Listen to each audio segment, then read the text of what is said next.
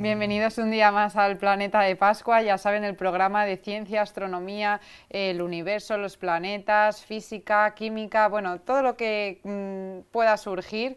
Hoy me acompaña Teresa Novillo. ¿Qué tal, Teresa? ¿Cómo estás? Encantada, ya me voy a hacer fija a este programa. ¿Qué tal puesto a Teresa Sánchez? No sé yo qué tal le parecerá a ella, porque yo sé que el Planeta de Pascua le gusta mucho. Me van a pegar una patada aquí de repente. Sobre todo cuando hablamos de extraterrestres, meteoritos y todas esas cosas así como más dramáticas, todo eso a Teresa Sánchez le gusta muchísimo. Pero bueno, hoy has venido tú porque vamos a continuar hablando sobre una teoría que comenzábamos en el anterior capítulo del Planeta de Pascua. Y antes de desvelar cuál era esta teoría, voy a presentar a Roberto. ¿Qué tal, Roberto Pascua? ¿Cómo estás? Bienvenido un día más. Muy bien, muchas gracias. Como decíamos, vamos a continuar esa teoría que era la del Big Bang. A todos los espectadores que no hayan visto el primer capítulo, pues les recomiendo, por supuesto, que lo vean en nuestra página web o en nuestro canal de YouTube, porque bueno, ahora lo refrescaremos un poquito, pero hay cosas que se dijeron en el anterior programa que ya se las han perdido, así No hay que vuelta atrás. tienen que buscarlo por internet. Roberto, a ver, Sí. ¿qué nos vas a contar hoy? Pues a ver, la idea básica para los que no lo vieron en una línea sería que estuvimos hablando de Georges Lemaitre, el padre realmente, digamos, de la teoría del Big Bang, ¿no? Él formuló una teoría en la que el universo empezaba como la división de un átomo y todo eso deriva luego en la teoría actual del Big Bang, que es cuya prueba es de lo que queríamos hablar hoy, ¿no? Porque claro, esto es ciencia. Por muy interesante que sea la teoría, pues hay que demostrarla, ¿no? Y os decía también en el anterior programa que había dos grandes teorías que estaban en lucha en aquella época, hablo del siglo pasado, que eran el Big Bang y la teoría del estado estacionario, ¿no? Cuyo máximo representante pues era Fred Hoyle, que es el que le puso el nombre de Big Bang a esa sucia teoría. O sea, Sí. digamos, el padre de la otra teoría le pone el nombre a esta. El padre de la teoría del estado estacionario le puso el nombre de Big Bang a su teoría rival. Y encima se quedó con el nombre ya. Sí, eso es.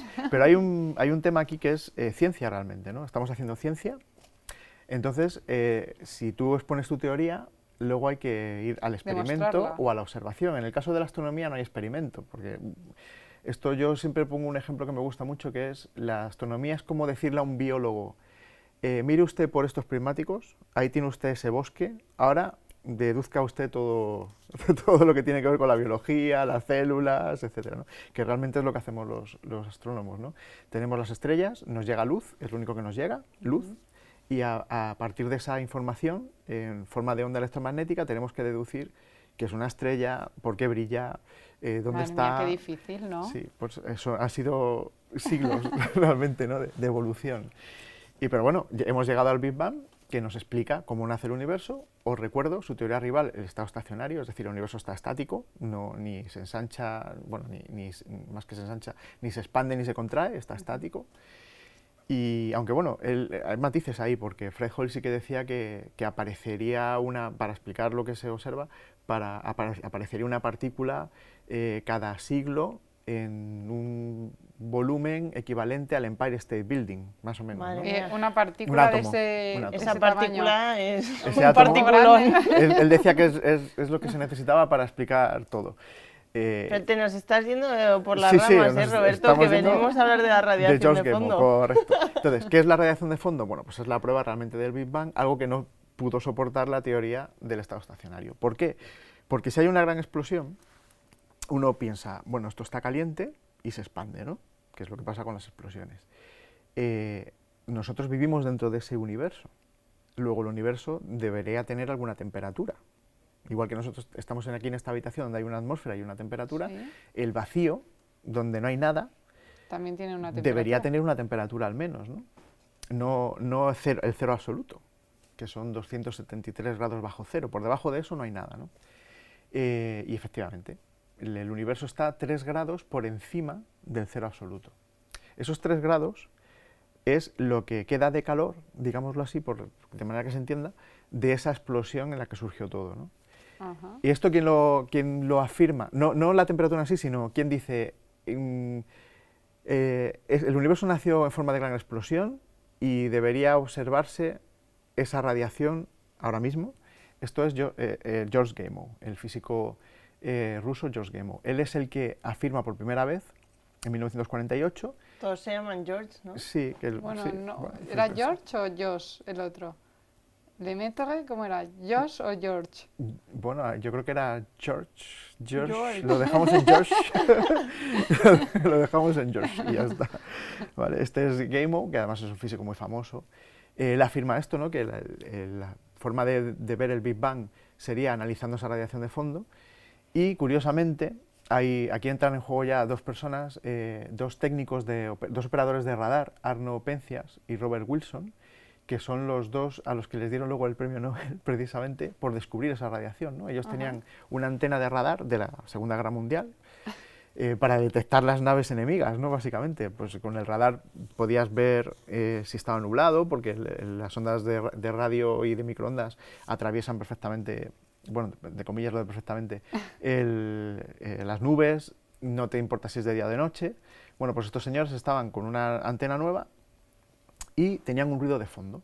Estaban calibrándola y decían, aquí hay un ruido que estoy oyendo que no debería estar, una especie de siseos. Que bueno, nuestros espectadores más mayores, los que han tenido teles que no eran TDT, sino que iban enchufadas a una antena que estaba encima de los tejados de las casas. Bueno, pero eso, el ruidito ese de... Sí, lo que ves es así como- Y ese ruido que tenía la imagen la también, imagen, ¿no? ese Sí. punto blanco y negro, Sí. que tenías la pantalla totalmente con esos puntos que Sí. estaban Que todo el rato casi era oscilando. mejor, porque si se te iba Sí. la señal, bueno, lo veías Veías eso, peor, ¿no? pero Sí. por lo menos veías algo, ¿no? Como Sí. ahora que... Sí. Es negro. Destrucción. Pues en este caso, cuando tú no sintonizabas ningún canal, sintonizabas ese ruido, ¿no? Ese ruido es el Big Bang, es el eco del Big Bang, es el eco de la explosión, ¿no?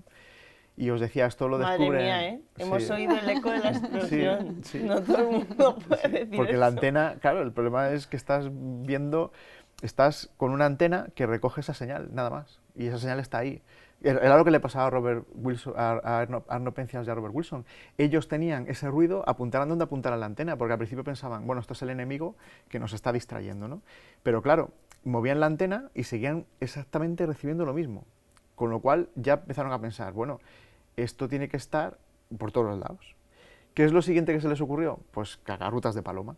¿Cómo? Cagarrutas de paloma. Hay que limpiar la antena porque lo que nos está estropeando la recepción son las cagadas de las palomas que había en la antena. Entonces, limpiaron la Ahí antena. fueron cortos de mente, Sí, ¿eh? no, es una hipótesis también válida. Limpiaron la antena y se dieron cuenta, pues claro, porque a ver, tú imagínate, estás recibiendo la señal, apuntes donde apuntes. Luego no viene de un sitio en concreto, viene de Sí, todos los lados a la vez. O de todos los Pues lados ya o de algo que está Claro, ahí piensas, es en- la antena. El ruido me lo genera la antena. ¿Y qué podía ser? Pues eso, la suciedad que tenía de los pájaros. Entonces la limpiaron y vieron que no, que seguían recibiendo la señal, ¿no? Y eso que estaban oyendo, era el eco del Big Bang. A ellos dos les dieron el Nobel, a Gamow no. ¿Por qué? Porque no se lo dieron por esto. No le dieron el premio Nobel. Y fue el que realmente estableció la teoría, ¿no? Y además, la verdad es que este señor era un personaje muy curioso, ¿no? ¿Por qué? Pues fíjate, hay una anécdota que demuestra cómo era él como persona, ¿no? Analizando en qué momento surge la materia, pues hay una explosión, hay un momento en que va a surgir la materia, ¿no? Y creo que ya os adelanté un poco sin hacer mención explícita de esto en el programa anterior. Hay un momento en el que, bueno, tenéis que imaginarlo como si fuera una olla de gas, de agua. Imaginaos agua hirviendo, ¿no? Entonces tienes ahí el vapor de agua, ¿no? Según se va enfriando, y lo mismo le ocurre al universo, según se va expandiendo, se va enfriando, ese gas se condensa en gotitas de agua. Claro. Y deja de ser gas para ser ya algo líquido, ¿no? Y bueno, y si lo enfrías mucho se convierte en sólido. Son tres estados diferentes de la materia. Bueno, pues George Gamow decía, bueno, pues esto con el Big Bang ocurre lo mismo, el universo es todo energía, pero según se va enfriando se va condensando. ¿Y en qué se condensa? Se condensa en átomos. Átomos de hidrógeno primero, que es el más sencillo, de helio después, etcétera, ¿no? Entonces él, claro, dice, esto hay que plasmarlo en una teoría, y él, pues haciendo sus ecuaciones y estableció su teoría, descubre que cuando el universo tiene 3000 grados, que fue lo que os conté en otro programa, se condensa la energía en forma de materia y aparece el primer átomo de hidrógeno, ¿no? Bueno, pues ese artículo es un artículo que lo firma con un discípulo suyo que se llamaba Ralph Alpher. Ralph Alpher y George Gamow trabajaron juntos en este artículo. Alpher, Gamow. Entonces, Gamow tenía un colega que se llamaba Hans Bethe. vete. Y le dijo, fue corriendo a su despacho, esto es tal cual os lo cuento. Esto suena Cuando, drama, ¿eh? cuando leyó el artículo y vio la firma de ellos dos, dijeron, no, aquí hay que hablar con Hans. Fueron a hablar con Hans y le dijeron, vente y pon tu firma en el artículo, aunque no hayas trabajado con nosotros, ponla. Y diréis, ¿por qué? Porque así Y firman... lo ponían de 3. Sí, pero ¿por qué? Porque Alfer, Bete y Gameo, alfa, beta, gamma. Madre mía, eso es friki Es total. muy friki, Madre pero mía. demuestra lo que era él, ¿no? Que hizo firmar a un colega suyo que se llama Hans Beth un artículo que él no había hecho solo para que en la firma lo hubieran firmado alfa, beta y gamma. O sea, Madre creo que os Madre hacéis mía. una idea. Bueno, era un apasionado desde luego de su Sí, trabajo. o sea, dais una cuenta de cómo era este señor, ¿no? Pues esa radiación que están viendo que pueden ver nuestros espectadores en las imágenes que han ido mostrándose, ¿no? Sí. Por ejemplo en estas. Todo eso lo hemos estado observando, claro, desde la época de Arno Percias y Robert Wilson, que fue una simple antena de radar, a la tecnología que hay ahora, donde, por ejemplo, esto es del satélite Planck, pues hay muchísimos datos que antes no teníamos y que ahora sí, ¿no?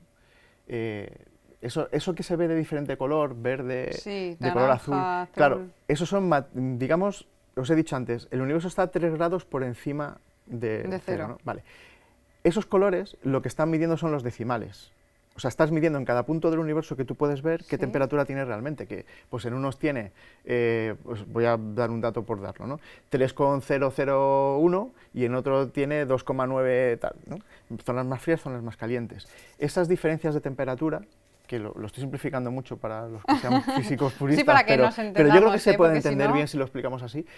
Esas pequeñas diferencias de temperatura es lo que han hecho luego que surjan las galaxias. Es decir, en esas diferencias de temperatura, digamos que es donde se han ido acumulando materia que luego ha dado lugar a lo que vemos ahora mismo, ¿no? El universo como lo vemos, con las galaxias donde están, etcétera, etcétera, ¿no? Y Roberto, bueno, antes de empezar el programa, te hablábamos de una serie que es la de Big Bang Theory, ¿no? Sí.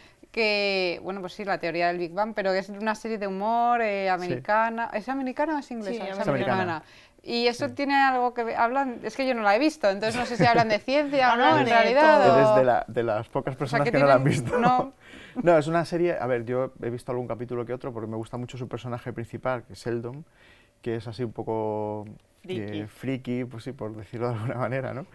Que realmente los científicos no somos así, somos bastante más normales. Es llevado al extremo. Pero ya, eso está ¿no? llevado al extremo. Porque se ¿no? supone que son científicos. Eso es. Sí que es cierto que Sheldon tiene lo que se denominaría ahora altas capacidades, quizá con un poco de síndrome de autismo de Eso alguna iba a manera, decir ¿no? yo, un poco Sí, autista, un así poco que- autista y tal, que mucha gente tiene la visión del científico como eso, realmente, ¿no?